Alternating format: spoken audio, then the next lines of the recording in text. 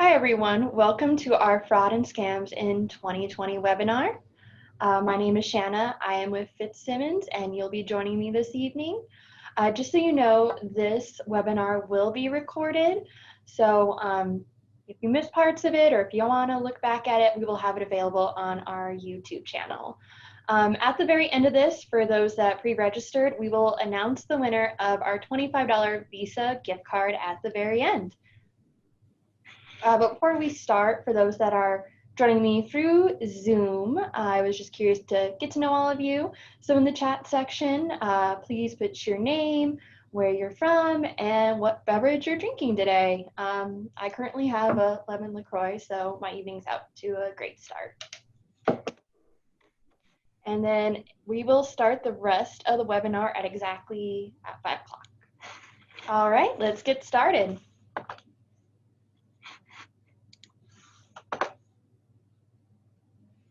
All right, so just a little bit about us. We are Fitzsimons Credit Union. We are local to Aurora, Colorado, and we serve the greater Denver metro area. We were founded in 1955 inside of the Fitzsimons Army Hospital, which is now the Anschutz Medical Campus today. We offer all the same exact products and services as you would find at a traditional bank. The only difference is we are not-for-profit, which basically means any profit we make at the end of the year goes back to our membership in one way or another, either through offering better rewards for our checking accounts, offering better interest rates for our checking accounts and savings accounts, or just trying to keep our loan rates as low as possible. Just so you know, we offer the best that we can with digital services. Just today, we launched a brand new text alert program for our debit card. So anytime we see a transaction that might be fraudulent, we will notify you, but we will have you call us directly just to verify that. I will note this later on in the presentation.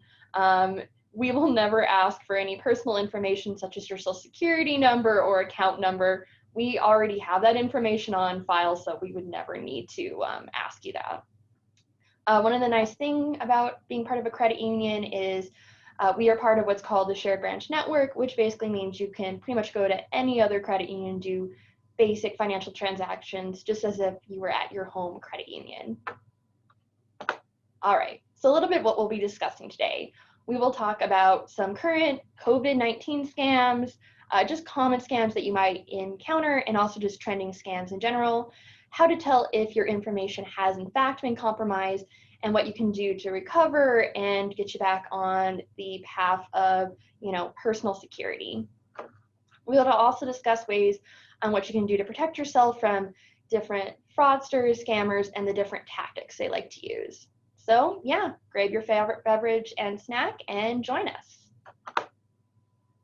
All right, so the first thing we're going to cover is the different ways your personal information might be stolen. So, we have the traditional way where a physical item or document is physically taken or someone takes the information off that document. I'm sure a lot of you have heard of skimming, which is basically devices put on either ATMs or outside of gas stations, where fraudsters and scammers can essentially make a copy of your credit card and debit card and make purchases. With that, we'll also discuss shimming, which is the new version of skimming, basically. A little bit about data breaches and hacking and for those sort of things. We'll also talk about, how you can get your personal information compromised at home. So there's something called friendly theft, which this can mean two different things. On our end, friendly theft can essentially mean what is called chargeback fraud, which happens when a customer fraudulently reports to their financial institution that a charge on their credit card isn't legitimate. The customer will typically be refunded the money immediately, but unfortunately it will leave the business that they made the purchase from on the hook for the money that had to be refunded back. Friendly fraud can also mean someone you are close to steals personal information. This can happen a lot with, family members who might not have great credit history or established credit history, using the good credit history or non-existent credit history of, younger family members. And this has also become quite common with young adults, especially with them living with one another. You might have a roommate that might come across maybe your social security number or personal information, and they'll take that information, either open up credit cards, take out loans, maybe even use it for jobs, security, all those sorts of things. And of course, we will talk about, the different types of internet and email fraud and the different tactics that are used for that. And that will be discussed on the next slide in just a second. And also social networking and what you can do to keep your information safe when, you are using the different social network platforms. All right, so when it comes to online and email scams or fraud attempts, it can happen in a few different ways. There is spamming, which was a really big thing in the past, and it still is. It's just, fortunately, a lot of these spam emails just go straight to your spam box. And these are unsolicited emails that are often sent to, multiple mailing lists to individuals or groups. Not all of these are trying to get your personal information, but a lot of them are, and they will fall under phishing attempts. Spoofing is basically when there has been a website recreated. Sometimes this website is recreated down to the little detail, except the very thing is the website you're on isn't the official website you are trying to visit. So an example is you meant to go to ebay.com and you ended up typing ebuy.com. I believe this has changed, but at one time this eBuy website looked exactly like the ebay.com website. So unfortunately, when you were logging into this ebuy.com website, you were basically giving away your personal information, login information, and potentially your bank information at the same time. For phishing, basically it's a lot of fake websites or emails that are used to get you to visit a new site or get you to click on a link that can compromise your personal information. And they'll often make these sound very urgent, that you have to click on this link right away, or else you're going to miss out on something, or your account will be deactivated, or maybe fraud occurred on your Visa credit card or something like that. And as you can see from Homer Simpson, really all these fraudsters are trying to get you to do is take the bait. As our IT team would like to remind you, the importance of being aware of the different phishing tactics that are out there. So no matter the antivirus or security programs you have installed on your computer, they won't protect you if you unfortunately play into any phishing attempts.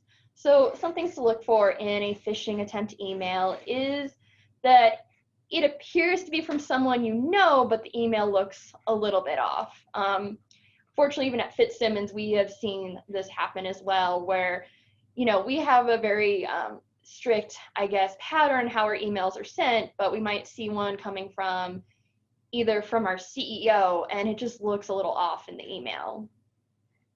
So if you see something a little bit off, just make sure to go look through the emails that you have and compare. Another thing to look for is if the email list that it's being sent to just looks completely random, and it doesn't even look like these should be the people that should be getting these emails. Also look at the date and time the email was sent. It would be very odd to get an email at 3:00 a.m. from your work or even just anyone you know. A lot of times these emails are sent from out of the country. So maybe when they sent this email, it seemed like a reasonable time, but unfortunately when it gets over to you, it's a very odd time to get that email. Also be on the lookout for attachments or links. Like I said before, these fraudsters are trying to get you to take the bait. So they want you to click on something to either have you accidentally download something or to go on a website where you put in personal information that is then compromised.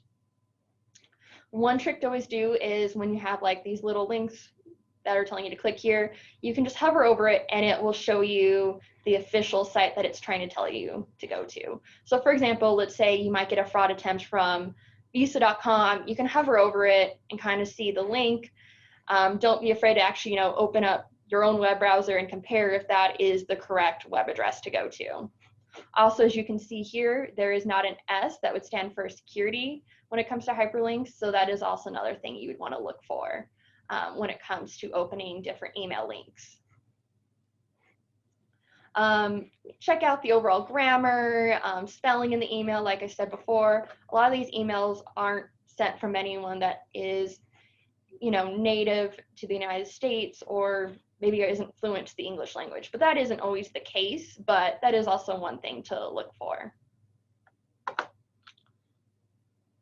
As it's probably no surprise to you, the Federal Trade Commission has shown that fraud attempts are on the rise, and so are scams. This is very common during any time of uncertainty. So for example, the 2008 crash, during recessions, just any time like that. Unfortunately, a big difference between now and 2008 is just how much technology has changed. So fraudsters and scammers unfortunately have greater access to you than ever before. So that means they, have more ways that they can trick you. The Federal Trade Commission was doing their best to educate the public about these different scams, so they even came up with their own scam bingo. I'm sure a lot of you have gotten ROBO calls or different calls about, economic payments, or just calls that just sound too good to be true, trying to make you an offer, or just make it sound like they're here to help you out for something like that. But yeah, feel free to go take this bingo card and share it with anyone else you know. All right, so first common fraud that is trending during COVID-19. And it's just also some things to keep in mind, since we don't know if there's going to be another economic payment that will happen anytime soon. So these stimulus payments were intended to help Americans affected by the coronavirus, but to no surprise, just due to a lot of bad communication and confusion on how you're going to receive your payment or when you would receive your payment, this left a lot of room for fraudsters and scammers to work their magic. So the government was going to, or has distributed payments in 3 different ways. You could receive a direct deposit into your account just based on how you received payment in the past from filing your taxes. Some people received a physical check in the mail, and some people received basically a debit card or prepaid card with some amount on it.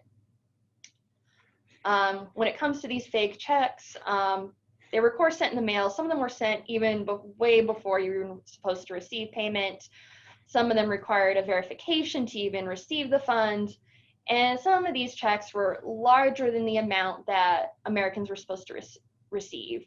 So how these scammers would work, they would send you a check, let's say for $3,000, and they would tell you, well, you have to have a verification code to access it, or we overpaid you, so now you got to send a certain amount back to us, which is really fishy, but these fake check scams are really common. There was also a series of calls, texts, and emails requesting personal info in order to receive payment, so such as your bank account number, your social security number. But just here's the thing though, the government and IRS, they already have this personal information, so they really don't have a need to call you or verify it, and they also know the importance of this information, how to keep it safe. And cash advances, which isn't technically a scam, but it's just something to be aware of, that a lot of lenders were offering to give many Americans in advance on their stimulus money. The catch is these often have very high interest rates, adding up quickly. They'll have fees, and sometimes you end up paying way more on this loan than what you would have actually been just gotten from the stimulus check itself. One thing to look for when to see if something is a scam is a lot of fraudsters and scammers like to use the word stimulus check, stimulus payment, while the official term is economic impact payment, and that's usually the term the government likes to use.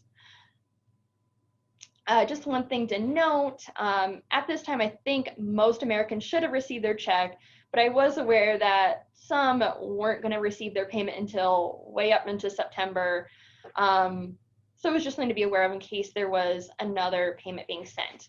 This is the only official website that you can check how and when you will receive your stimulus payment. And this is also a website you would want to visit if you need to change that form of payment. So for example, if originally your first payment was sent to a bank account and then you closed that bank account, you might want to go in and change that bank account information so you can receive a direct deposit that way. And that is through the irs.gov. And if the full link is /coronavirus/economic-impact-payments, but if you just go to irs.gov, you'll find a quick link for it. In regards to the official debit cards that were sent out, unfortunately, a lot of Americans thought these were part of a scam. There were some that were, but these were a valid form of payment. So one thing to look out for was they did come in a white envelope from Money Network Cardholder Services, and the card itself will have Visa on the front and MetaBank on the back. And if you accidentally lost this card or threw it away or it was stolen, you can always call this number 1-800-240-8100 to get a replacement. Banking fraud. So I'm sure it's to no surprise, these banking fraud attempts are to, you guessed it, access your banking account. And these scams happen all the time, but these have been on the rise since COVID has happened. Just so you know, in the most common con, scammers will pose as a financial institution. They'll send you a text message asking you to verify a fictional charge on the debit card. When the target of the scam says they don't recognize the charge, they will get a phone call from what appears to be an employee of the financial institution. Hence why with this new debit card text alert program, we have you call us from the financial institution who will ask to verify the victim's account information, social security number, your login information and PIN, and sometimes the password that you have on the account to keep it safe. And just to make the scam even more legitimate, they might even have you, log into the account again, and they might even send you a verification code as well. Just another note, Fitzsimons Credit Union and our partnering vendors will never request this personal information from you. And if you think you've been a target for fraud or any of these scams, make sure to contact your financial institution immediately with Fitzsimons. You can always call us directly at 303-340-3343, and that number is also available on our website, of course. Just some other banking scams to be aware of is, of course, the fake check scams, and these can happen in many different forms, but a lot of times maybe you will end up as a winner of some type, or you thought you had a job and someone sends you a check and they'll ask you to deposit that check immediately into your bank account, and then they'll put a lot of pressure on you to take the money you deposited into that account and either transfer it to them directly using like Western Union, or they might these days tell you to transfer that money immediately using Venmo, Zelle, PayPal, any of those online banking services. They might even claim they overpaid you or something like that. As I said before, this fake check scam has also advanced. So just due to the fact it's easier to send people money more than ever, there has even been a rise in Venmo, PayPal, these types of scams as well. So basically what happens, someone might accidentally send you money via PayPal or Venmo, and then they will ask you that you need to send it back immediately because it was an accident. What you need to do during circumstances like this, you can either contact the company directly, like Venmo or PayPal, let them know what's happening, and the person who accidentally sent you the funds can also do that themselves, and they also should have the ability to reverse the transaction as well. One thing you never want to do is you never want to transfer those funds over to the person who accidentally sent them to you, and you don't want to send them over to your bank account as well. Usually what happens in these types of scams is someone stole a debit card or credit card, and they're running the scam. And basically what happens is if you send them money, is basically they'll reverse that transaction, or it finds out that the money they sent was stolen. So basically you end up sending $100 of your own money, for example. So always be careful of that. So just some tips to keep your account safe. Make sure you check your financial account frequently. I always suggest the more the better. but you should at least check accounts that you don't use too frequently, at least once a month, either through logging into online banking, using the mobile app, or just checking your physical or digital statements that are sent to you. If it's an account you use frequently, I would say you should check it once a week, because the faster odd activity is catched, the faster it can be dealt with, and the less likely you'll be liable for any fraudulent charges that happen on your account or debit card or credit card. When it comes to when situations arise when you do need to contact us regarding fraud, it's best to call our team directly or to send a secure message through online or mobile banking. We always recommend this because if you're sending information regarding, information with your debit card number or account number on it, or just how much is in your account, it puts your information at risk if someone hacks into your personal banking account, or not bank account, personal email account. And that's why we always request when it comes to things like that, you log into online banking and send us an information that way. Also, always pay attention to any security alerts or information sent from your financial institution. Us at Fitzsimons, if we notice our members are being targeted for any fraudulent activity, we will send you an email. We will try to post it on our website, social media, any way we can to communicate to our members that, there are some fraudsters out there targeting you. And thanks to our new website, we do also try to put information on the right side of your login when you're going into online banking, just so you're aware of maybe different things that might be affecting online banking, or just maybe if there are any trending frauds or scams happening currently.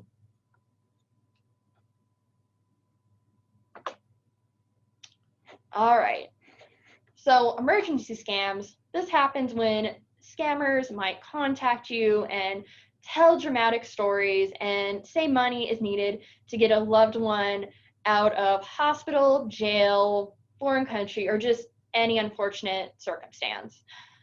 They can make their stories very convincing by adding personal details that they can find online or social media, or even by just hacking into your personal email. Just due to how technology has changed, these scams used to happen in the past primarily by phone, and phone was usually an easier way to tell if someone was trying to scam you or not. But because people can now either duplicate a phone number or text, or hack into a social media account or email, it is just easier than ever to do these types of scams. And just one thing to note, when sometimes these phone scams happen, they will sometimes work in teams. So they will have someone pretending to be the loved one, and then they might have someone impersonating a lawyer, a cop, sometimes even a doctor, to make the whole situation more convincing. In reality, it's all part of a scammer's goal to get your money before you even realize what's happening. So they will put a lot of pressure on you to either send funds or personal information within a very short amount of time.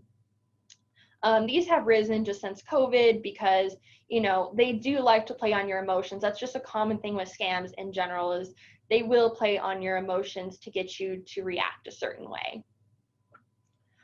These scams did target military spouses or grandparents, but really anyone can be a target.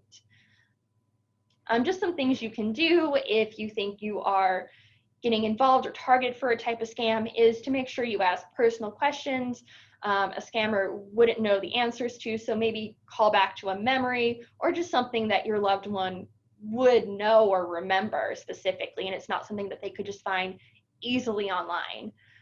If you are suspicious, just try to contact that person directly, or just call other family members or anyone that person is close to verify the story or information. Whatever you do, don't wire money, don't send cash or gift cards to this person, especially if they are trying to put a time restraint on you. There's no way to trace these forms of payment or get them back once they're gone, or it's just very difficult to. If you believe you have been part of any of these scams, just make sure to report it to the Federal Trade Commission. You can do it directly on their website, or you can always call 877-382-4357. ROBO calls, which I'm sure so many of us have gotten. So A robocall is just basically a pre-recorded call designed to sell you on something, or make a promise or give you an offer that seems too good to be true, and they'll usually connect you to a live person to basically solicit personal information. And the big ones: social security number, your bank account information, all those good things. Popular ones is someone trying to basically pretend they're the government, or a lot of loan forgiveness calls have been common as well. Believe it or not, there are a lot of calls that are legal to do. So, you might get robocalls that are purely informational. So either about, school closures, flights being canceled, doctor's appointments. Those, of course, are completely legal. Believe it or not, debt collection calls are actually completely legal as well. A business contacting to collect debt, they can use robocalls to reach you. But if they are trying to sell you services to reduce your debt, those are completely illegal and are a no-go, and you are definitely free to report those to the Federal Trade Commission. And a lot of those calls are also usually part of a scam as well. Of course, we're getting a lot of political calls as well.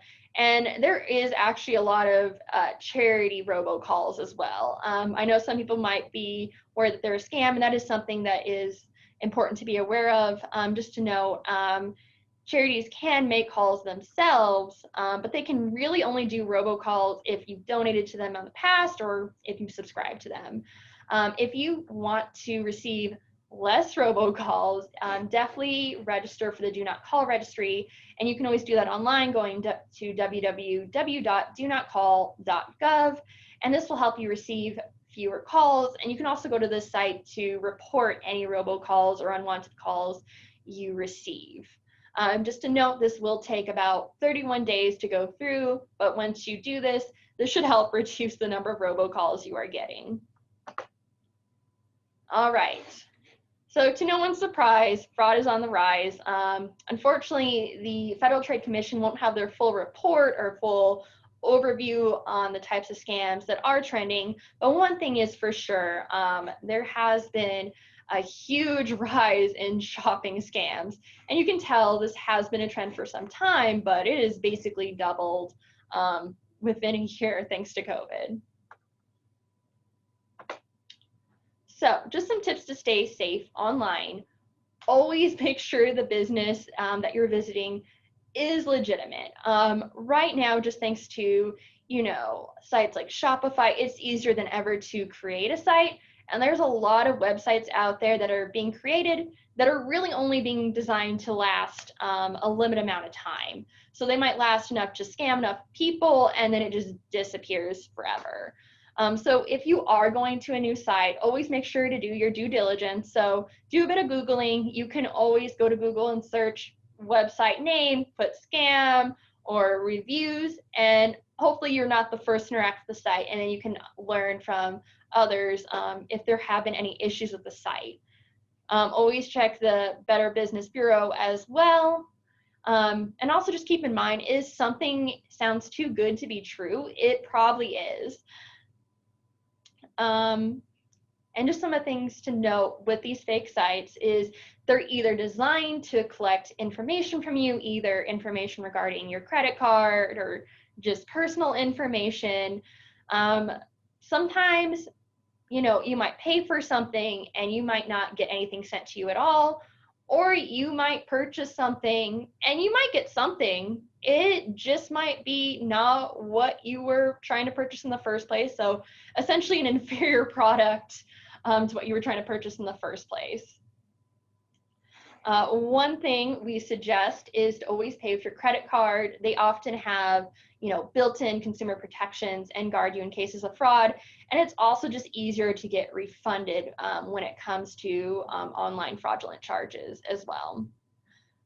Another thing to note with scams, let's say if you purchase an item and it's not what you thought it was and you try to send it back, a lot of times these websites are working overseas, so there's a good chance, even if you paid a lot for an item that wasn't worth what you paid for and you send it back, you're not likely to get a refund because it will be conveniently lost in the mail. So you might, pay shipping and lose out more money in the long run. So just be careful of that. Again, always make sure you are visiting secure sites. So watch for the S in the URL, so HTTPS. Be careful of automatic account withdrawals or subscriptions. So, for example, there's either subscription boxes or you might get a free trial run with these things. So a lot of times, let's say you sign up for something and then you get a free trial run for 30 days and then you get charged. This isn't exactly a scam, but just when it comes to these things, always make sure you're reading the fine print. If you do end up getting charged, and if you actually opted into this program, unfortunately, our team really can't do much about it. You're better off contacting the company yourself as soon as possible and seeing if they can reverse the charge for you. But of course, if it really is a scam, then there is probably more likely that we can do something or get involved, but a lot of times it is a legitimate company. Also be aware of delivery scams. So sometimes you might get a phone call or email claiming that there is a problem with a delivery of a product. With emails, of course, these are phishing attempts, so they will get you to click on a link. So always be aware of that. Or with phone calls, they are just trying to get personal information from you. So be careful of that as well. When it comes to, looking up your packages, always make sure you're using that tracking code and you're going directly to United States Postal Service or UPS and all those other sites. And these are just some of my favorite examples of some of these like scam sites and the items they send. I don't know, this is one of my favorite things to look at. So, we have a one who thought she was getting a full-size chair. She got a little one. And this person thought they were getting a color-changing mug. In fact, they were getting a mug with that image. Always lovely. A lot of scam sites actually happen to be part of the retail or clothing industry. So you will see a lot of sites where they take, a beautiful gown that was on another site, and they'll let you think that, oh, you can get this beautiful dress for $20. And in reality, you'll get something like it. Just not quite, but in a way it resembles it. And just so you know, Amazon also has a lot of these scam sellers as well, since a lot of independent sellers can sell on Amazon as well. So always just be on the lookout for that.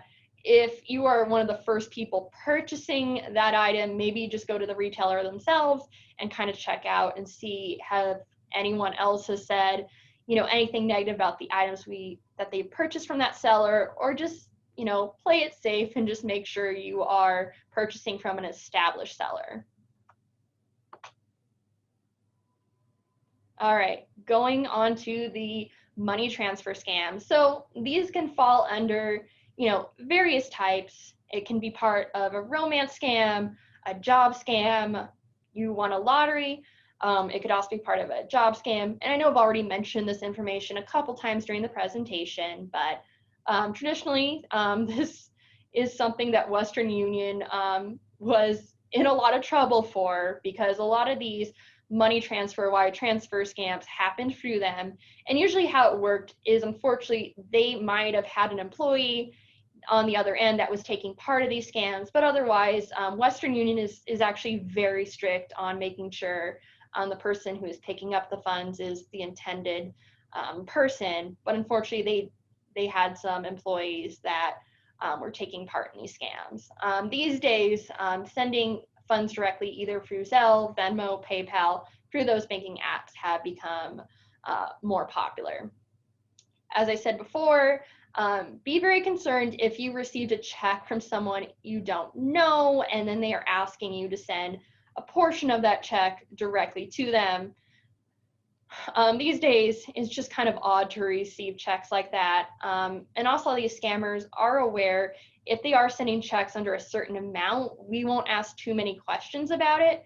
But just if you have received a check, just make sure you talk to your financial institution. You get one of these checks, let them know kind of the situation, how you received this check, and then they'll usually be on the lookout for you when it comes to these.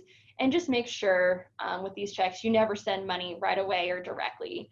And sometimes these scams can be a little tricky because it will look like the check cleared, and then the financial institution won't figure out a few days later that this was in fact a fake check. But usually we won't ask too many questions about checks that are under $3,000, and a lot of these fake checks will be under that amount. Also be aware of what is essentially recovery scams. So companies that are claiming that they can recover these stolen funds for you, but at a fee, a lot of times these also end up being scams. Now, there might be a few legitimate places out there, usually started by someone that is, they've been scammed in the past, so maybe they are trying to give back in a certain way, but really it's super difficult to get these funds back once they've been sent to someone. So it's just important, if something sounds too good to be true, it probably is, and just never send money or funds to someone you don't know. And also when it comes to these recovery scams, always check with local law enforcement. And if you've also, been part of these scams, or someone's targeted to you, or you fall victim to them, also let the Federal Trade Commission and your local law enforcement know as well. So just what to look out for in a money transfer scam, or just scams in general. A lot of times the offer and circumstances just seem too good to be true. You will pretty much never meet the person in person physically. The person can also masquerade as someone else with romance scams. They will either steal images online, or, sometimes they get really detailed, and they will, get all these details right about, someone they're pretending to be. And there's always a pressure to send funds quickly because they want to play on your emotions. So either they're playing on your ego, preying on your need for, helping a loved one, or that sort of thing.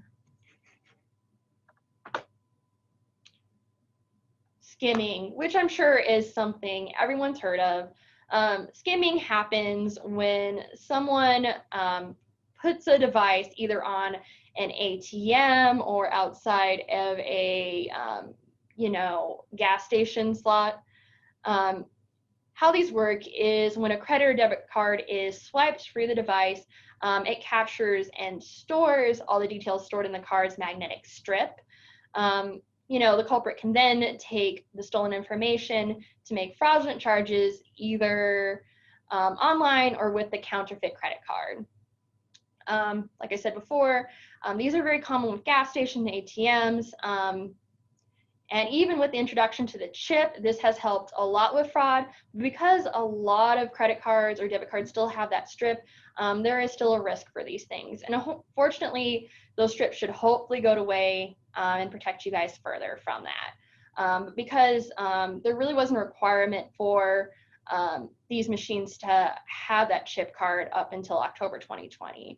And maybe that's been pushed back because of COVID, but hopefully those stripped cards in the back will be going away soon.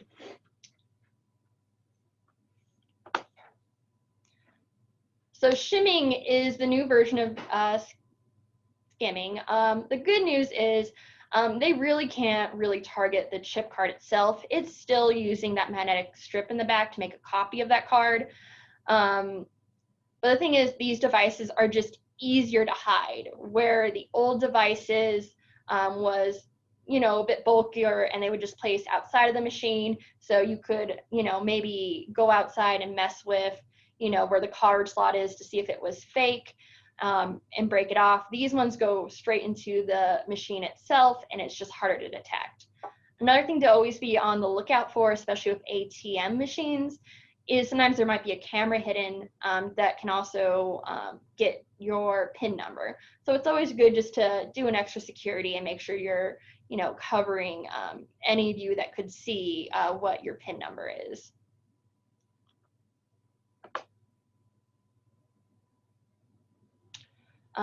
So what is something you can do if your card info is compromised? Make sure you notify local law enforcement as soon as possible. Let them know the area, the machines that you think you use that compromise that information, all those details. Also make sure you notify your financial institution as soon as possible so they can, lock that card and send you a new one. And also they can be on the lookout for any fraudulent transactions that are not yours. One thing you can do to also help with fraud attempts, and I know a lot of people are still on the fence about this, you could always have a digital wallet, so Google Pay, Apple Pay, or Samsung Pay, where you can add digital versions of your card on your phone and make digital payments that way. When it comes to skimming or shimming attempts, those won't fall victim to that at all, but who knows in the future, because scammers and fraudsters, they have to advance along with technology, but for the time being, there's not really any risk for those. Just one thing to be aware of when it comes to these cards, when you are uploading your card onto your digital wallet for the first time, make sure you're doing it in a secure network. Usually in your own home is probably safer than uploading that card onto your phone the first time in a public place. What can happen is, you could be part of, a place that doesn't have a secure Wi-Fi, and then, someone could be on the lookout for anyone that is, either logging into their online banking or doing really personal information like that. And just so you know, if you ever, lose your card, you can always contact our team directly using any of these numbers. And it just depends if it's your credit card or debit card number, but we have this information available on our contact page as well. Data breaches, which were super common for a little while, and I'm surprised we haven't seen more of them lately. But usually this happens when a merchant's database is breached, and usually this just happens when that company just doesn't have proper security procedures in place. So we all remember it happened to Target, it happened to Equifax. Unfortunately, what happens is a lot of data is compromised and sold on the dark web, or sometimes they will make counterfeit cards with that. They haven't been happening so much lately, but if you want to, keep on track with that, you can always go to fraud.org/latest_breaches, and they will usually have an updated database on what companies have had data breaches and just maybe some things, procedures you'll need to take when it comes to that. So that's just something to be aware of. But luckily, this hasn't been trending lately, so hopefully that will keep happening. Another way to keep your debit and credit cards secured is we recommend the app Card Valet. You can actually use this with any financial institution card. It gives you the ability to turn your card on and off. So for example, maybe you have it lost or you misplaced it. This will allow you to deactivate that card and reactivate that card, and make you less vulnerable to fraud. For budgeting, you can always establish transaction controls for particular merchant categories, or you can even restrict it to geographic locations as well. So for example, if your card happens to be used outside of Colorado, it can turn itself off and make it hard for a fraudster to use it. It will also give you alerts when card is being used or exceeds transaction controls set by you. And it will also give you, information regarding potential fraud or alerts on attempted or declined transactions. All right, so just some social networking safety tips. Try not to post personal information like exact birth date, your personal address, phone number, or even email on places like Facebook, Instagram, all those websites. You want to guard that information because it is in fact valuable. Be careful of fun quizzes. Sometimes, that will help your data be captured. So a lot of times people often use their passwords of pets or family members and those sort of things. And you generally just want to try to keep that information close to your chest as much as possible, especially if you know that information you're entering on those fun quizzes could be used to put your personal information at risk. Also, another thing is don't accept friend requests from people you don't know. Also be, wary of any repeat friend requests. So let's say you are friends with Nicole and you interacted with Nicole recently, but then you see another friend request from Nicole. A lot of times what happens is hackers will either, if they can't hack into the person's account, they will take photos and they will do their best to masquerade as that person to, either do an emergency scam or try to get personal information from you that way, or they might get you to try to click on a suspicious link. Yep, and just be aware of any personal information you post online. And one thing I always like to let people know of, be careful of privacy settings. So for example, I used to use Snapchat.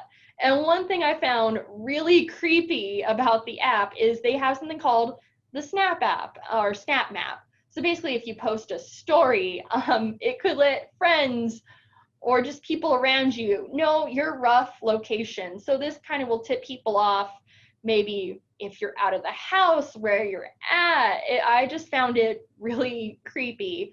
And that's just another thing to keep in mind is, when it comes to social media, you don't always want to let people know you're out of the house. It is good to, share your life, but I also think it's important to share on the moment. So if you are on vacation, sometimes it's just a better idea to, post those photos or memories from that vacation, after you get back from it. That way you don't tip off people, oh, maybe my house will be, alone and vulnerable for a whole week, and letting, potential scammers or fraudsters, or maybe people that don't have your best interest at heart, more likely to go in there and investigate.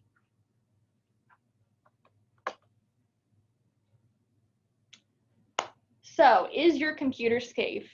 Just some things to look out for if your computer has spyware or malware on it is if it works slower, it malfunctions, or just gives you really weird messages. Sometimes your computer also might have weird sounds, might shut down or restart, give you really annoying pop-up ads, forces you to look at websites or programs you didn't mean to open, sends emails that you didn't mean to send.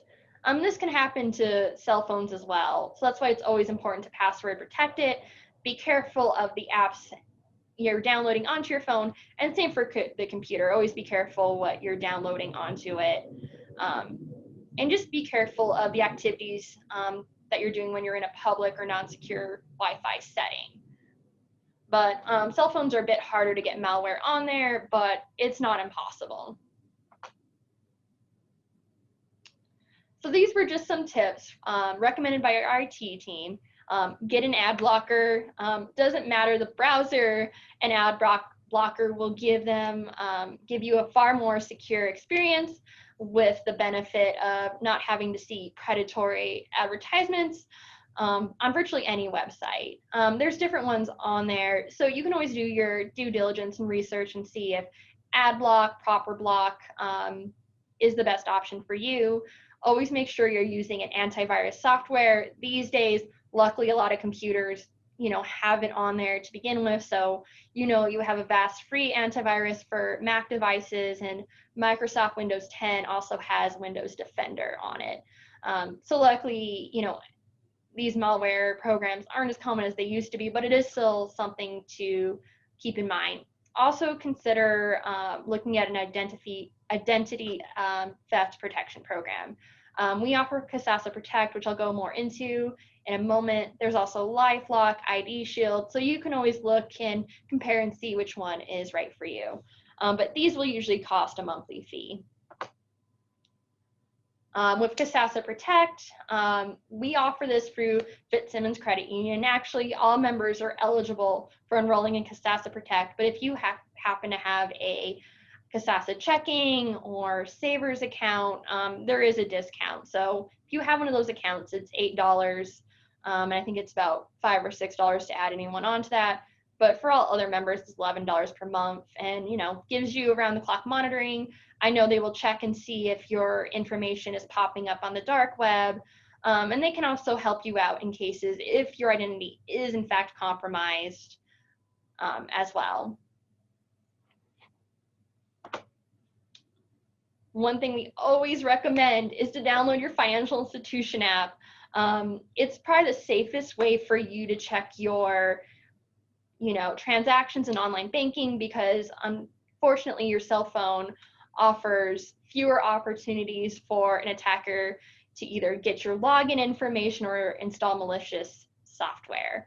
So always make sure you have your financial institution app, or just our app in general.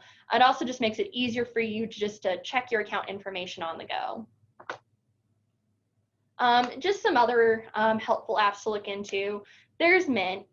It is an app where you can connect all your financial institution apps into one place and just kind of see how you're doing budget-wise. I also know Mint does send you notifications if it also sees any odd activity happening in any one of your accounts. So that's also a nice feature. You can also check out mobile wallet apps like Apple Pay, Samsung Pay, Google Pay. Phone locator apps are also a good thing to look at, especially in the case if your phone is lost or stolen. The thing with these apps, you always want to make sure you're looking for one that if your phone is lost, you can lock your personal information or wipe it so, someone who steals it doesn't get that personal information. So make sure, for one, if you have a mobile device, you always have a code or something on it so someone just can't open it up and get your personal information. One thing to look at for these phone locator apps is there are fees that apply to them, but also just do some comparison and see which ones are right for you. And also a lot of, phone service providers also have their own feature, phone locator feature as well. If you have a hard time remembering passwords or creating a good password, always look up LastPass, which is a password generator, and it will always create a very unique password for you and it remembers it for you. But fees apply to that as well. So just some tips for creating a secure password. Make sure you change passwords regularly. Don't use the same password for all sites. I know it's really hard to have remember many different passwords. I know a lot of people make fun of the younger generation because we don't remember phone numbers. No, I think we just replaced all that information with memorizing different passwords, honestly. So it's always a good thing to do. It's always ideal to have 10 to 14 characters. Use as many characters as possible. So include different symbols, numbers, upper and lowercase letters, and use punctuation. A trick to create a good secure password is choose a mnemonic device or phrase. So for example, someone chose, "I love singing in the rain every single day," and then they use that phrase to create a really unique password that would be really hard for anyone to guess or hack into.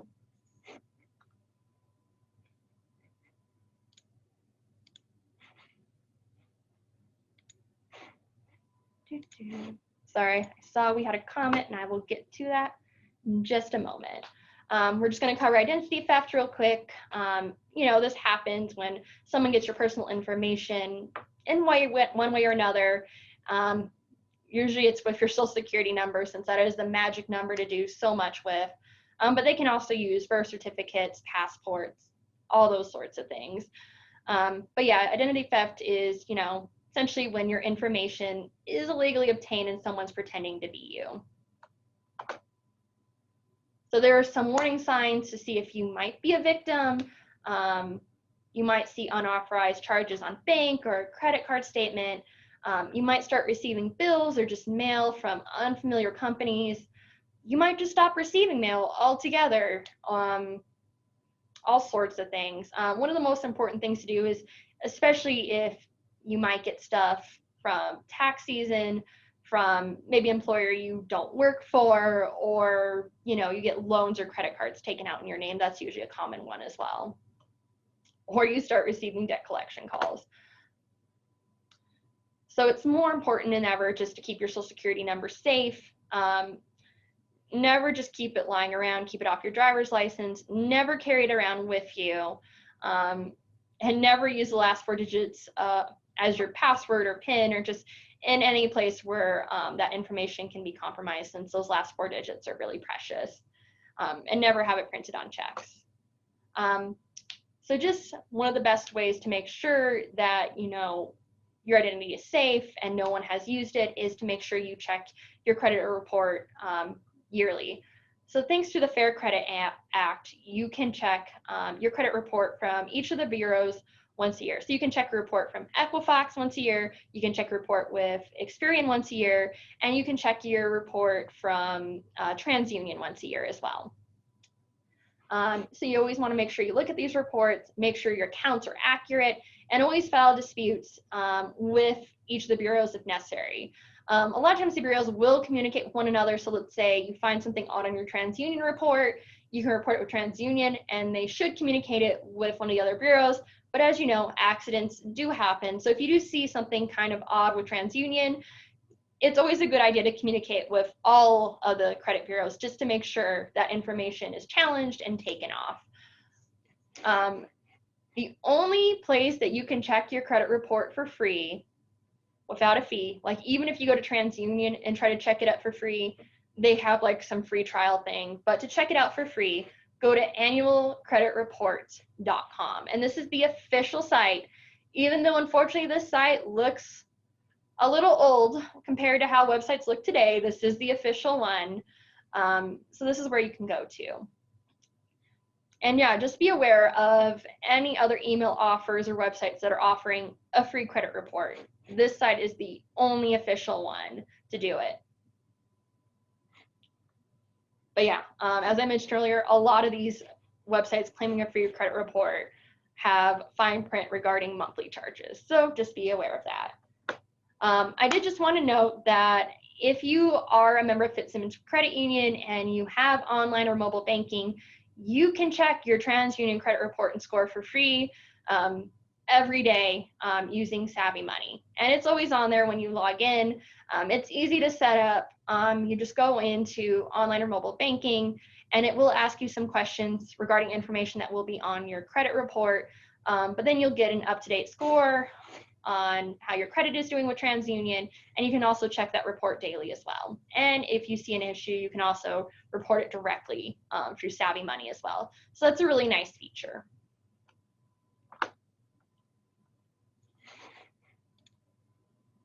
All right, so we do have some homework for you. Make sure if you don't already have an online banking setup or you don't already have the mobile banking app with your financial institution, make sure you do that.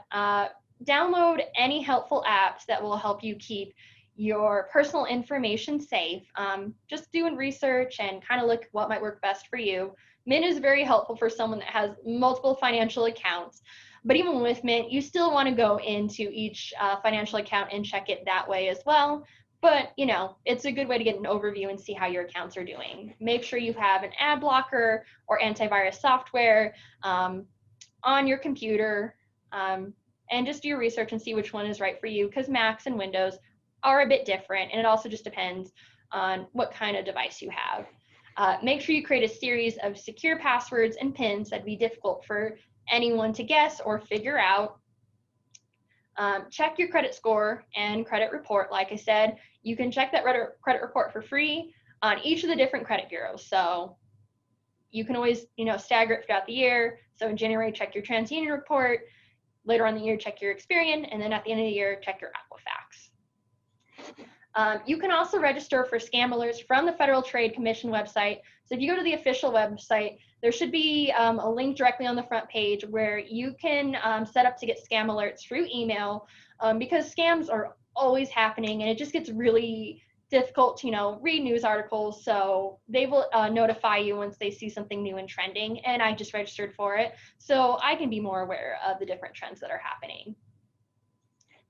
Consider identity theft protection program either through KASASA Protect, LifeLock, etc. Thanks to our new website, we now have an area dedicated to financial education, and we are always updating it. So if you want to learn more about financial security or data security, or just, you know, financial information in general, just go to the Fitzsimons CU tab and click on financial education.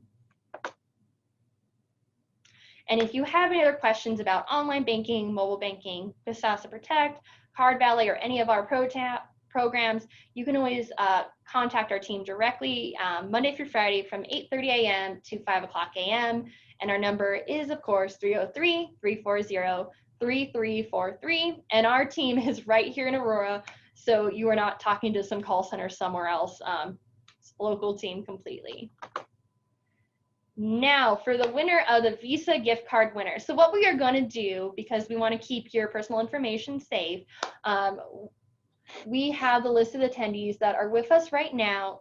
So we will have that person randomly selected, and we will email you directly and ask you on how you want to receive that gift card.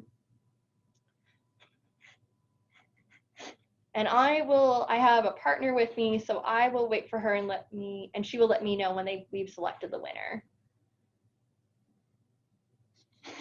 But let me just check the chat in the meantime. So sorry about that. So I have a question. They check your accounts frequently. They were wondering, what happens if your personal accounts get hacked, and what is the process if this does happen? I'm guessing, are you talking about your email account or your online banking account? So if it is your online banking account, you would want to contact your financial institution immediately. We will either get rid of any personal information that you have that might be out there, cancel any debit cards, credit cards that you might have with us, and we'll set you up a brand new account. And if it's your email, you would want to contact either Google or Yahoo directly and let them know, and they will create a plan and help you set up a new email account.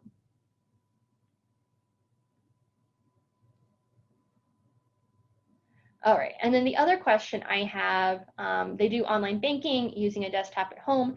Just in case they ever lose my phone, however, you just said that downloading the apps on my phone would be the safest way to prevent fraud.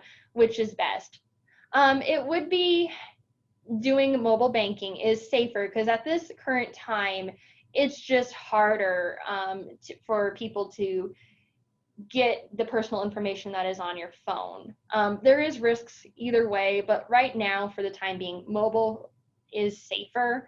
With online banking, a lot of people use it. I still use mobile and online. It's just the fact that at the time being, mobile is just safer and is less likely to have, malicious software downloaded onto it. But it's not that online banking on a desktop is unsafe. It's just unfortunately, there are still a bit more risks to it. But you can definitely have both. And I definitely understand that you would want to have both if you ever lose your phone, which definitely happens. So that's always a good backup. I would suggest, if you can, always log into the mobile a bit more, but online banking is always a good backup plan. All right. Well, we are going to congratulate the winner. Thank you so much for joining us. We appreciate it. We will be sending you a survey so we can get feedback on this presentation, so we can do more of these in the future. Again, thank you so much for joining us. We really appreciate it, and you all have a wonderful evening.